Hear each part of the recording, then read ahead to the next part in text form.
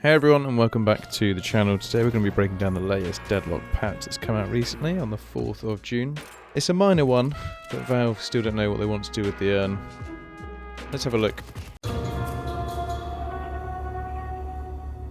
It's fantastic news for players who have verticality, such as Lash, Vindicta or Grey Talon for example. The urn is now on top of the bridge rather than underneath, so you'll see some Lash ults and some flying characters around getting involved in the team fights now rather than being restricted by the bridge. They reverted the stats back to how they were, so when you deposit the urn you now get your 4 buffs immediately, whereas before you would only get them if your team had won the urn. This is the biggest change of the bunch. Delivering the urn no longer starts a weird slap fight under the bridge. Larry, you can't just... Oh, Larry! Oh, are you alright? How did... Larry! Which I think everyone hated. It now creates a King of the Hill style capture circle. Both teams can build progress at the same time, but the urn is only claimed when one team fully completes their bar and the enemy is pushed out of the circle. It is a bit of a sumo wrestle now instead. Here you can see I've got an Infernus who spawned in the zone. As soon as he steps out, he needs to step out a little bit further. His count up stops, the red bar stops.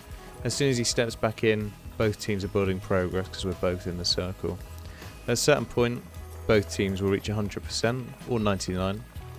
When they reach 99, the winning team is the one that is remaining in the circle. So if Infernus was knocked out, the blue team would win the urn. The blue team is climbing a lot slower than the red team. This is because the urn was favourable for the opposing team, so it takes them much less time than it does for the team where it's less favourable.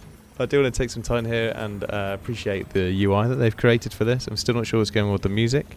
Sounds a bit like an Android morning alarm.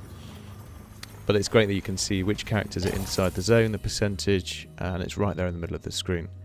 As you can just see as well, Infernus stepped out of the zone, so the urn goes to the team that remain in the zone, which was myself at this point. If the urn goes untested for 75 seconds, it will eventually pop if nobody is around. It then sends up these lovely little floating souls that stick around for about 25 seconds.